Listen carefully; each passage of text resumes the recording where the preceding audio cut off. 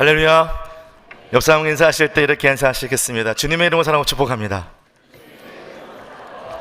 네, 앞뒤 사람과 다시 한번 인사하실 때 주님의 이름으로 다시 한번 축복하고 축복합니다. 다시 한번 인사하겠습니다. 네, 이 시간 아니면 축복할 시간이 없기 때문에 축복을 더했습니다. 이 시간 저는 참된 변화를 원하십니까? 라는 제목을 가지고 하나님의 말씀을 선포하도록 하겠습니다. 사람은 누구나 변화를 원합니다. 네, 더 나은 환경, 더 나은 지위, 또 더 나은 아름다운 면모를, 또 외모를 얻고자 노력합니다. 그래서 아침에 일어나서 거울을 보고 얼굴을 당겨보죠. 그리고 화장을 하고 또 운동으로 몸을 단련하기도 합니다. 그런데 재미있는 것은 한번 변화를 경험했다고 멈추지 않는다는 거죠. 예, 또 다른 변화를 요구하고 또 다른 변화를 생각하며 그 변화에 대한 욕망은 끝이 없이 진화됩니다. 그러나 여러분, 우리가 그토록 원하는 육신의 변화는 사실 우리에게 크게 중요하지 않습니다. 아무리 화장을 한들 늙음을 막을 수 있을까요?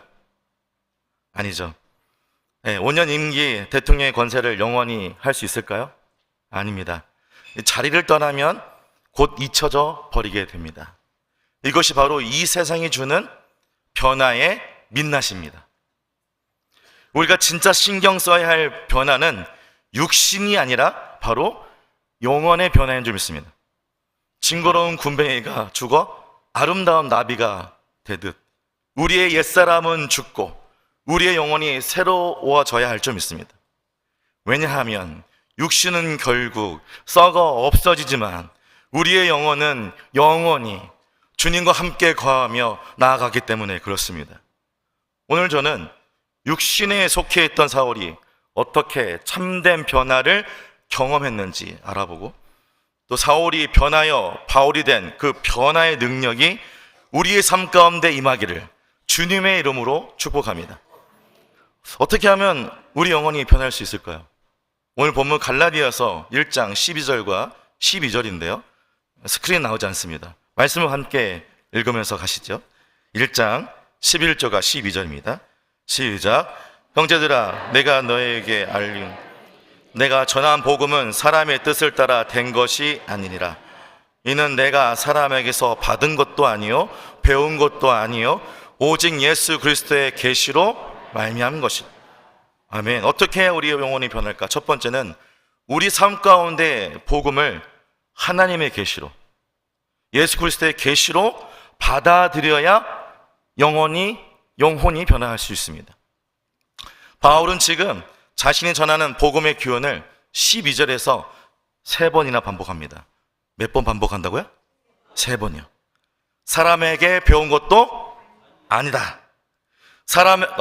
사람에게 받은 것도 아니다. 그 계시, 아포칼립시스, 이 계시는 누구한테 받은 것이다? 하나님께 받은 것이다. 여기 계시는 헬라어로 이런 뜻을 가지고 있습니다. 베일을 벗기다.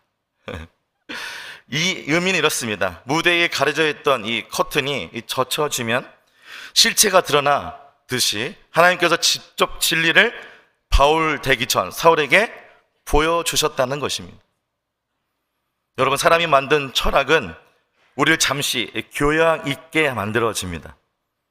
그런 척하게 합니다. 그러나 영혼을 변화시킬 수는 없습니다.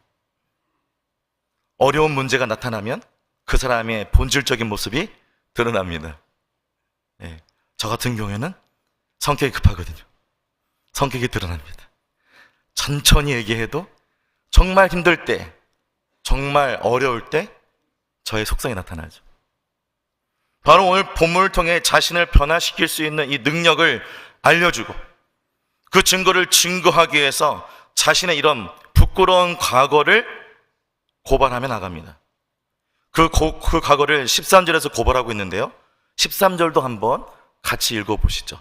1장 13절입니다. 시작. 내가 이전에 유대교에 있을 때 행한 일을 너희가 들었거니와 하나님의 교회를 심히 박해하여 멸하고 13절에 그가 교회를 심히 박해했다라고 말하고 있습니다. 여기서 박해했다는 뜻은 사냥꾼이 덫에 걸린 짐승을 끝까지 추적합니다. 그리고 그 짐승의 끝을 보겠다는 뜻을 가지고 있죠. 얼마나 무자비합니까? 그렇죠? 또한 그 뒤에서 멸하고라는 뜻을 가지고 보시면 이 뜻은 이렇습니다. 강력한 군대가 성곽을 완전히 에워싸는 거예요. 그리고 그 지역을 초토화시키는 그런 무시무시한 전쟁 용어입니다. 이 두 말을 종합해 보면 이렇습니다. 자기가 옳다고 여기는 것에 반대하는 사람들, 방해하는 세력들을 강력한 힘으로 자기와 맞서지 않도록 그들을 완전히 에워싸 도망하지 못하게 악렬하고 무자비하게 끝을 맺게 한다는 것입니다. 바울이 되기 전 사울은 이런 사람이었다라고 성경은 얘기하고 있는 겁니다. 그래서 자신의 옳은 것을 고수하기 위해서라면 살인도 마다하지 않았습니다. 그런데 이런 어마무시한 사람, 이 어마무시한 사람이 변했습니다. 그 이유는 다메섹 도상에서 누굴 만났습니까? 맞습니다. 부활하신 그 살아계신 주님을 직접 만났기 때문입니다. 사울아, 사울아, 내가 왜 나를 핍박하느냐? 하나님의 음성이, 예수님의 음성이 바울의 영혼을 강타했을 것. 강타하자 그 영적인 비밀이 벗어지게 되는 거죠. 계시, 베일이 벗겨지다. 그러나 이런 계시적 만남은 바울에게만 주어진 특권이 아닙니다. 구약의 사무엘도 그랬습니다. 어려서부터 성전에서 하나님의 음성을 들었죠. 사무엘아, 사무엘아. 그럴 때 이 사무엘은 누굴 찾아갑니까? 엘리를 찾아가죠. 세 번째 비로소 여호와여 말씀하소서, 주의 종이 듣겠나이다. 주님께서 사무엘에게 말씀하신 것을 깨달아 알게 된 겁니다. 그날부터 그 영혼은 사명을 감당하는 선지자로 변화되죠. 사무엘만 그렇습니까? 신약에도 있습니다. 베드로는 부활하신 주님을 갈릴리 해변에서 만나게 됩니다. 요한의 아들 시몬아, 내가 나를 사랑하느냐? 네, 사랑한 줄 주께서 아십니다. 세 번째 질문에서도 이렇게 얘기합니다. 요한의 아들 시몬아, 내가 나를 사랑하느냐? 그때서야 울면서 확신하게 얘기하죠. 주님, 주께서 다 아십니다. 울면서 대답해요. 그리고 자기를 부인했던 그 업으로, 아니 더 나아가서 주님을 위한 순교하는 반석이, 그리고 제자가 증인이 되옵니다. 성경만 그럴까요? 아닙니다. 하나님은 시대를 초월해서 하나님이 사랑하시는 사람들에게 그 진리를 깨닫게 해주십니다. 우리의 하나님이 우리에게 그 진리를 계시해 주죠. 존 웨슬리는 선교사로서 사역하던 중에 엘더 스케이터라는 가에 모여서 함께 예배하고 있었습니다. 루터의 로마서 서론을 듣던 중 그의 마음이 이상하게 뜨거워지기 시작했다고 고백합니다. 그는 그때 있었던 일을 이렇게 기록합니다. 나는 그리스도께서 나를 위해 죽으셨음을 믿었고 그 믿음만 구원을 받는다는 것을 알게 되었다. 그는 이미 목회자였습니다.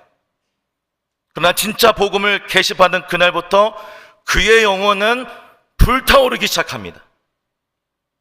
하나님의 놀라운 계시가 바로 존 웨슬리의 삶을 열어주신 것이죠. 그 이후에 그의 설교가 영국 전역을 뒤흔들어 버립니다. 그리고 감리교회 운동이 시작이 되어지죠. 사랑하는 정천교회 성도 여러분, 이들의 공통점은 무엇일까요? 이미 종교 생활을 하고 있었거나 지식이 많았거나 또 열심히 있었습니다. 그러나 참된 변화는 하나님 직접 배를 벗겨지실 때, 그 어두운 마음을 주님께서 열어주셔서 계시가 임할 때 일어나게 된다는 것입니다. 진짜 변화는 그때부터 일어난다는 것이죠. 교회를 오래 다니는 것만으로 변화되지 않습니다. 죄송합니다. 80년 된 교회에서 이렇게 말하기 어렵습니다. 설교를 많이 듣는 곳으로만 사람이 변하지 않습니다. 다메섹에서 예수님을 직접 만나는 이 계시의 순간, 그 순간이 와야 사울이 변화하여 바울이 된 것처럼 우리가 변할 수 있게 된다는 거죠. 오늘 이 예배 자리가, 예배하는 이곳에서 성도님들의 다메섹 도상이 되기를 주님의 이름으로 축원합니다. 그래서 내 영혼이 덮어있던, 내 영혼, 어차피 우리 삶 가운데 진리가 우리를 덮고 있는데 우리가 못 깨달고 있을지도 모르죠. 그것을 확 찢어서 내 심령에 들어오기를 주님의 이름으로 축복합니다. 그럴 때 우리는 참된 변화를 경험할 수 있게 되는 거죠. 또한 이제는 남들이 믿으니까 나도 믿겠다가 아니라, 나도 그리스도께서 나를 위해서 십자가에 돌아가신 것을 내가 믿노라, 나는 그 복음만 믿고 산다는 믿음의, 진정한 믿음의 고백이, 그 깨달아진 주의 놀라운 계시가 우리 삶 가운데 고백되어지기를, 그리고 참된 평화가 시작되기를 주님의 이름으로 축복합니다. 두 번째, 어떻게 해야 우리 영혼이 변화될 수 있을까요? 오늘 본문 1장 17절을 한번 같이 읽어보도록 하겠습니다. 1장 17절입니다. 시작. 또 나보다 먼저 사도된 자들을 만나려고 예루살렘으로 가지 아니하고 아라비아로 갔다가 다시 다메섹으로 돌아갔노라. 아멘. 둘째는 우리 영혼이 어떻게 하면 변화될 수 있을까요? 아라비아 시간을 가져야 한다는 것입니다. 예, 어떤 시간이요? 아라비아. 다메섹 도상에서 예수를 만난 바울의 다음 행보를 보면 저는 깜짝 놀랐습니다.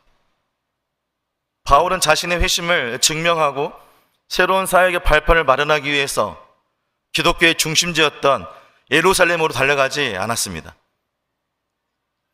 베드로와 야고보와 같은 유대한 사도를 만나 인맥을 쌓지도 않았습니다. 그가 향한 곳은 어디였을까요? 바로 아라비아 사막이었습니다. 왜 하필 사막이었을까요? 거기서 낮에는 모든 것을 태울 듯한 뜨거운 태양이 있습니다. 그리고 밤에는 뼛속까지 시린 추위가 지배하는 침묵의 땅입니다. 이곳은 저의 말을, 또 여러분의 말을 들어줄 사람도 없고 또 나를 알아줄 사람도 없습니다. 나를 위해서 박수를 쳐줄 사람도 단 한 명이 없습니다. 내가 한 것에 대한 인정을 받을 곳이 아니라는 거죠. 고독의 공간입니다.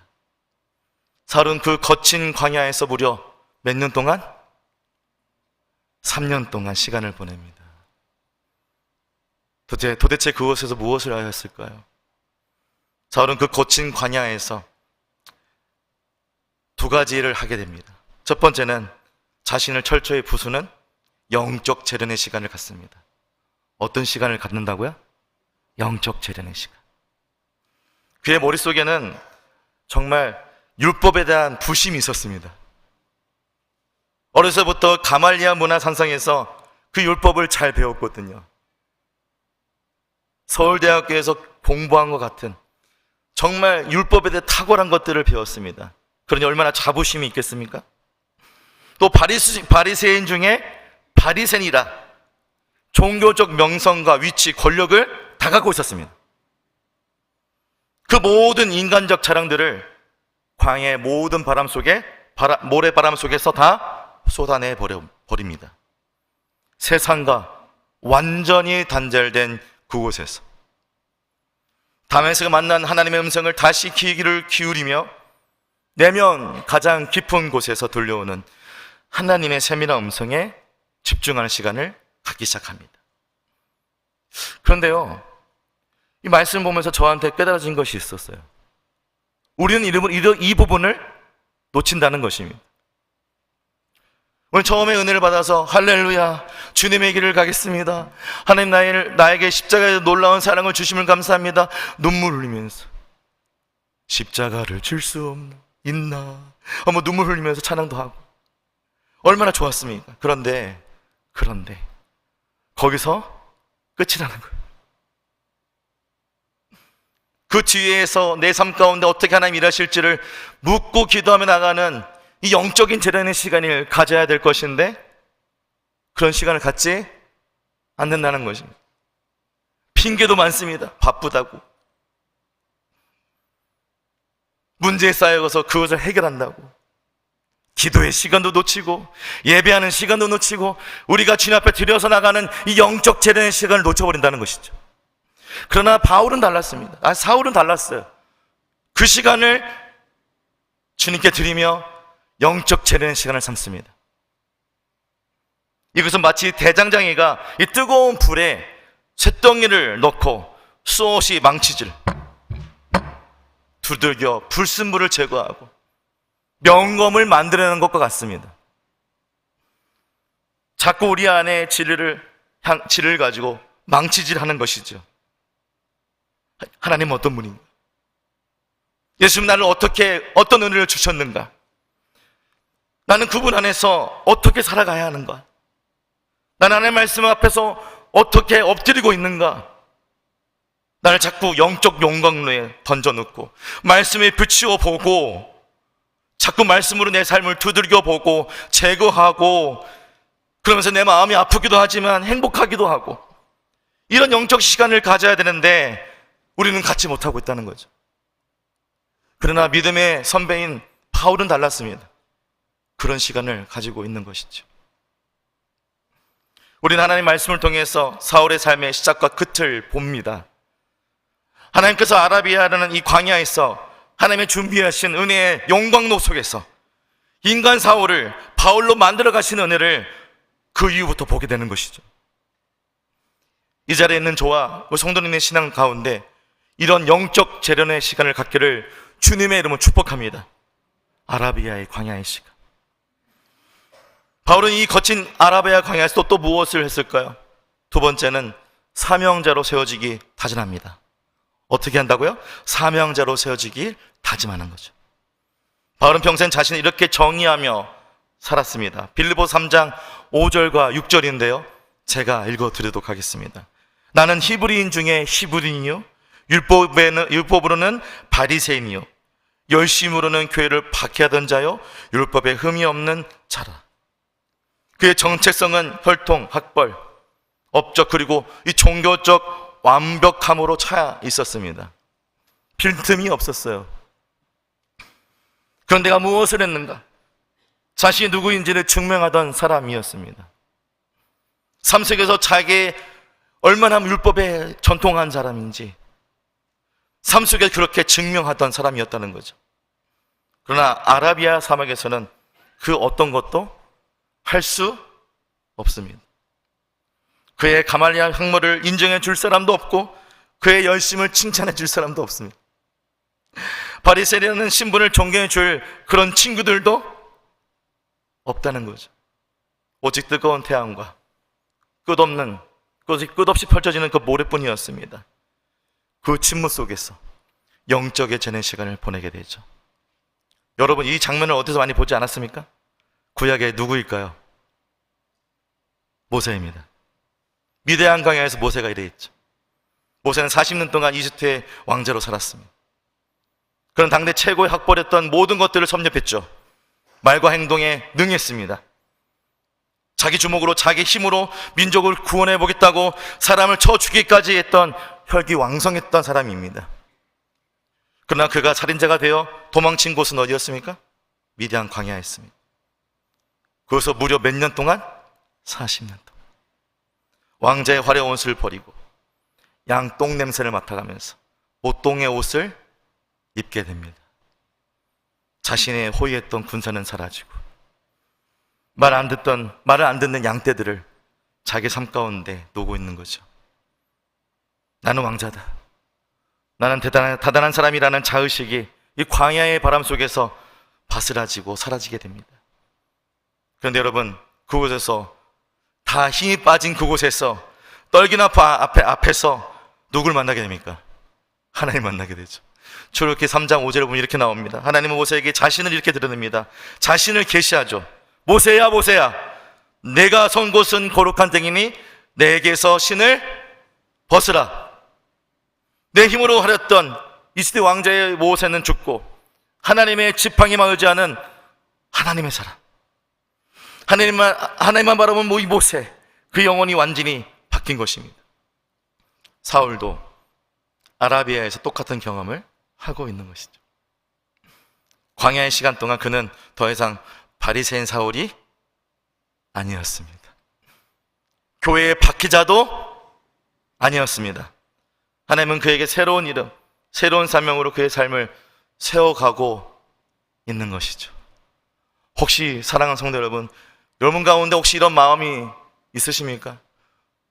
아무도 없다고 느껴지는 곳에 내가 홀로 서 있지는 않으십니까? 어쩌면 우리 가운데 아라비아의 시간을 허락하고 계신 줄 믿습니다. 그래서 우리 가운데 사명자로 다시 세우셨어. 하나님을 집중케 하고 하나님과 깊은 교제를 통해서 우리에게 주신 은혜가 무엇인지 돌아보는 귀한 시간을 우리 가운데 허락하실 때, 돌아보는 삶 가운데 우리 영혼들이 어디에 집중되어 있고 우리의 삶은 어디서부터 변화됐는지를 깨닫게 되는 귀한 은혜가 우리 가운데 있을 줄 믿습니다. 훗날 바울은 빌립보에서 이렇게 고백합니다. 빌립보 3장 7절과 8절 이렇게 이야기합니다. 내가 전에는 유익하던 것을 그리스도를 위하여 다 해로 여기노라. 그를 위하여 모든 것을 잃어버리고 모든 것을 배설물로 여김은 그리스도를 얻고. 이 위대한 고백은 책상에서 연구하여 나온 것이 아닙니다. 바로 아라비아에서 시작된 것입니다. 광야에서 옛 모습을 모래 위에 다 배설물로 쏟아버리시기를 주님의 이름으로 축복합니다. 오직 그리스도 안에서 새 사람으로 나아가 사명자로 다시 한번 태어나기를 주님의 이름으로 축복합니다. 저는 사랑하는 성도님들의 모든 삶 가운데 달란트가 있다고 저는 생각합니다. 저는 신방할 때든지 어떠든지 꼭 물어봅니다. 달란트가 무엇이 있습니까? 그 달란트가 땅에 묻어지는 것보다 우리 가운데 함께 하신 주의 놀라운 은혜에 쓰여지기를 주님 축복합니다. 참된 평화, 그 은혜에 주신 것을 바라보며 주 앞에 나갈 때 소망의 길, 또 더 나아가서 사명의 길로 나아가는 그 은혜의 시간을 경험하는 영적 변화를 경험하게 된다는 사실을 잊지 않았으면 좋겠습니다. 마지막 세 번째, 어떻게 해야 우리 영혼이 변화될 수 있을까요? 오늘 본문 23절과 24절을 한번 또 같이 읽어보도록 하겠습니다. 23절과 24절입니다. 읽습니다. 다만 우리를 박해하던 자,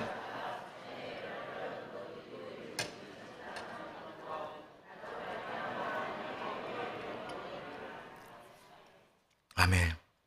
세 번째는 복음을 전하는 이 삶을 깨닫고 삶에서 충정할 때 내 영혼이 변화된 것을 압니다.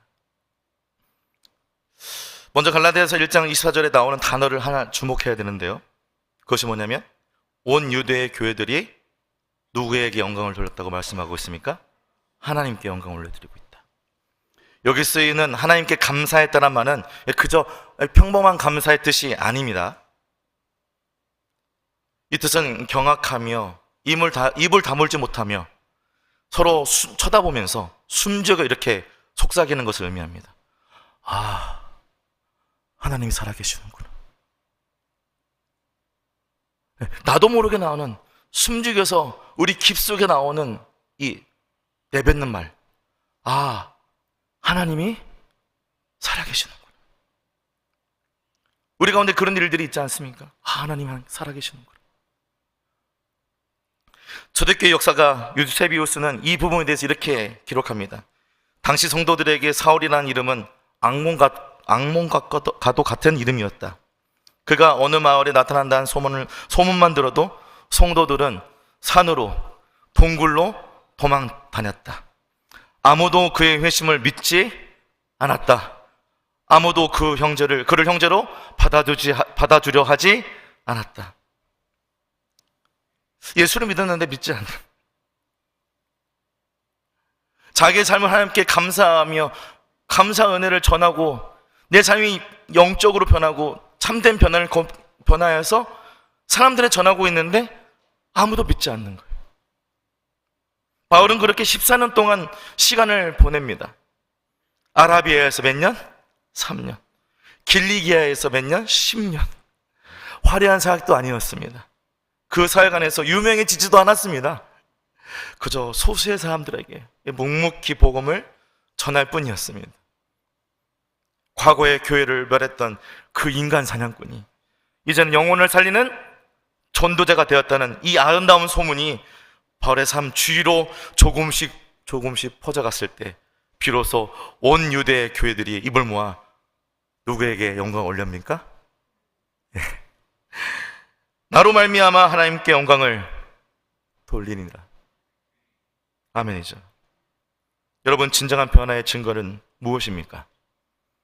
내가 변화되었고 그 변화를 계속 경험하고 있다는 것은 어떻게 알 수 있습니까? 나 자신이 얼마나 그렇게 쳤다고 느끼는 것이 변화의 시작, 내가 참된 변화를 했다는 것을 아는 것이 아닙니다. 나 자신이 깊게 기도하고 그것을 잘하는 것이 참된 변화를 했다고 말하는 것이 아닙니다. 내가 나를 보고 변화되었다라고 평가하기 전에 다른 사람이 나를 보고 하나님이 살아계시는구나 라고 고백할 수 있어야 되는 것이죠. 이런 참된 변화의 원리는 성경 어디에서나 선명하게 새겨져 있습니다. 변화, 내 안에 예수 그리스도를 만나고 계시가 어떻게 해요? 벗겨져서 내 삶 가운데 하나님이 살아계시는 것을 삶으로 간증하고, 간증은 어떻게 해요? 전도로 나타나고, 전도는 어떻게 됩니까? 영광으로 이어질 수 있어야 되는 것입니다.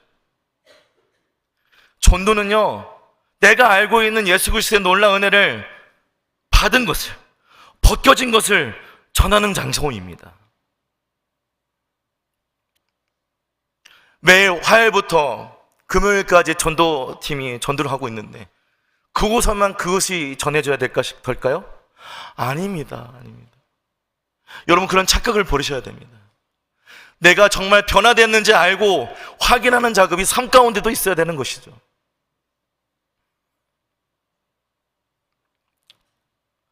너는 하냐? 예, 합니다. 어제 하고 왔어요, 토요일날. 예, 전도하고 왔습니다.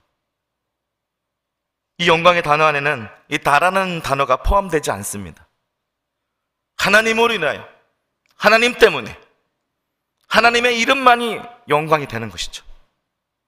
하나님의 계시가 깨달아지고 하나님의 관계가 깊은 사람에게만 저절로 나오는 것입니다.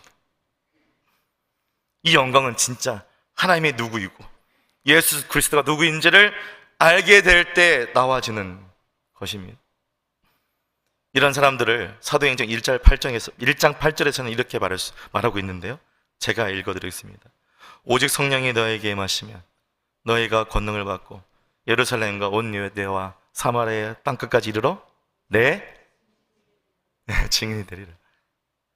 여기 증인이라는 단어가 그 단어죠. 원어는 마르티스라는 단어입니다. 예. 우리가 아는 순교자와 같은 의미를 이 단어를 사용하는데요, 성령은 우리를 착한 사람으로 만들어 오시는 것이 아닙니다. 성령님은 하나님의 계시를 깨달아서 우리를 순교자로, 삶의 증인으로 세우시기를 원하십니다. 성도 여러분, 우리는 모든 각자 자리에서 내가 알고 있는 하나님의 놀라운 은혜를 드러내야 주어야 합니다. 우리는 이것을 증인이라고 말하죠. 좀 더 세밀하게 적용해 볼까요? 직장의 자리에서 동료를 향해 나아갈 때 증인의 자리가 되어야 될 줄 믿습니다. 네, 아멘이 없네요. 결론 내리지 말까요? 동네의 자리에서 이웃을 향해 나가는 증인이 되어야 될 줄 믿습니다. 우리의 가정 속에서 하나님의 은혜를 전하는 증인이 되어야 될 줄 믿습니다. 어렵지 않습니다. 하나님이 하셨어. 하나님이 주셨어. 하나님 나와 함께 하셔. 하나님이 고쳐주셨어. 하나님이 깨닫게 해주셨어. 나와 함께하는 모든 이들에게 하나님이 주신 계시를 더 나가서 예수님이 나를 위해 십자가에 못 박혀 죽으셨어 까지 가는 하나님의 계시를 전할 수 있는 저와 여러분 되기를 주님을 축복합니다. 바울이 아라비아에서 받은 깊은 교제는 결국 사명으로 흘러나갑니다. 바울 서신이 그렇고요, 모든 사람들이 그렇게 행동합니다. 우리도 마찬가지가 될 줄 믿습니다. 하나님이 깊이 만났다면 반드시 여러분의 입술과 삶을 통해서 누군가에게 복음을 전해질 때 우리 안에 참된 변화가 있다는 사실을 나도 알 뿐만 아니라 계속 점검할 뿐만 아니라 참된 변화가 나를 통해서, 내게 주신 놀라운 은혜를 통해서, 하나님 주신 것으로 인해서 모든 사람이 함께 변화되는 그 은혜를 경험하게 될 줄 믿습니다.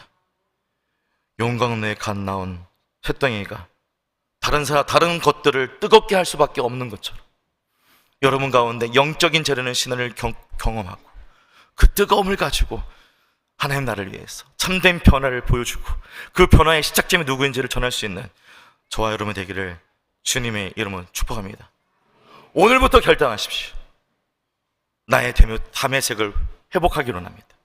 한번 따라하겠습니다. 나의 담의색을 회복하기 원합니다. 나의 아라비아 시간을 지켜주시옵소서. 아멘. 그렇게 나갈 때 그 삶 가운데 참된 변화를 보여주게 될 것입니다. 그리하여 어떤 누군가를 통해서 우리 사랑하는 성도님의 삶을 보고 이렇게 얘기할 겁니다. 아, 하나님은 살아계시다. 아, 하나님이 함께 하시는구나. 오늘 이 자리에 계신 모든 성도님의 삶 가운데 복음으로 변화되고 또 다른 영혼을 변화시킬 수 있는 증인을 세우기를 주님을 축복합니다. 화요일부터 금요일까지 전도대가 운영되고 있습니다.